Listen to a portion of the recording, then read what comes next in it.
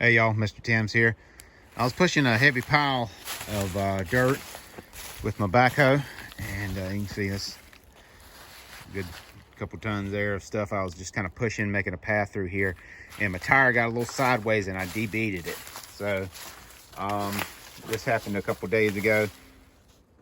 So what I'm going to do here, I went immediately kind of jacked it up, and over time the hydraulics leaked down. I got this flat spot. I didn't really want that, but what I'm going to do is try to get this back on the rim. I've got some straps, and the only thing I had to remove the valve stem with to get full air is the valve stem remover off of a bottle of slime that I had. So I didn't have my right tool. So we'll see. I brought my air compressor out here. I don't have power, but I got a full air compressor. Let's see if I can get it done.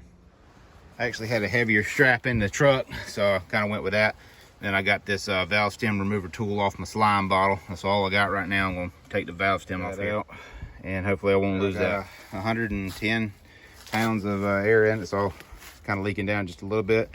And I've got this tool that'll let me put the air in there without having to have the valve stem compressed. So let's see if I can get it done.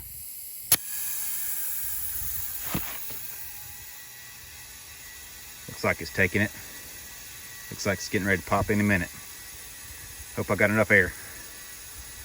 You see it moving. Come on, baby. I think it's gonna seat.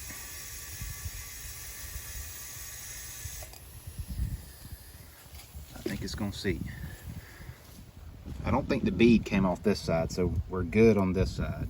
And I think we're gonna be okay here. I'm gonna let go of the strap. All right, got it off, and when it went, it was like a blast almost. There was a lot of pressure there, and but I got it done safely. So let's see if I can get the valve stem in it. It doesn't look fully seated right there, so I'm gonna continue to give it a little more air. Hopefully it'll pop on in.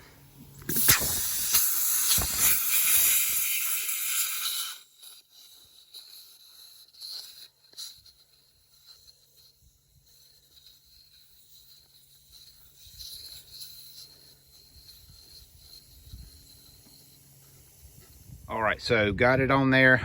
This whole system's a little leaky and everything. I had to just decompress or take it apart so I can actually hear, is the tire leaking or not?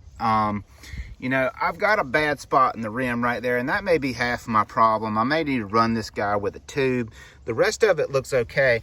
This says it's gonna take 64, max load on it, 64 pounds. I'm gonna see if I can get it up to that, see if this one spot looks any better. But everything else around this rim on this side, the bead looks fine. So when I had this tire replaced not too long ago, I thought that may have been a problem. But we'll see if I can make it seat a little bit better. And this is probably something that's going to happen to me again if I keep being as rough on it as I always am. All right, I got it done. I've used every drop of air that I had. These seams look a lot better. You can see where they've been beat on and worked on right in there. And so I'm just going to look around at the bead, and it looks better. When I get a little bit more air, I can get back to the truck. I've got another air compressor that will run on 12 volt. I can get this thing up to a little higher rating, and then I'm going to check all my tires. But if I hadn't put that strap on there and had that compression, it would have probably not got done with you know, no power and just the air in the tank. One word of warning there, the strap, that was really tough. It popped off, and if you're not careful, you realize that that's a lot of pressure from that strap right there when you're undoing it after you get it sealed.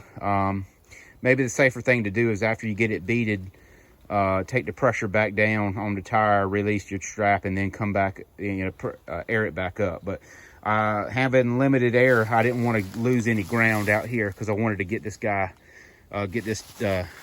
backhoe back out in some areas I got to work on. I can work on it.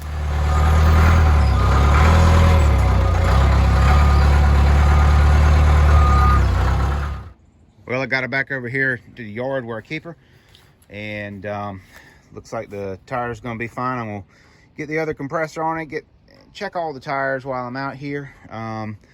while I'm thinking about it, and we'll get back to work. So I got a lot of videos of my backhoe and what it's like to own an older backhoe like this on a piece of property or farm, homestead, whatever you want to call it. And so check it out, and if you got any questions or comments, give me a shout. Thanks, y'all.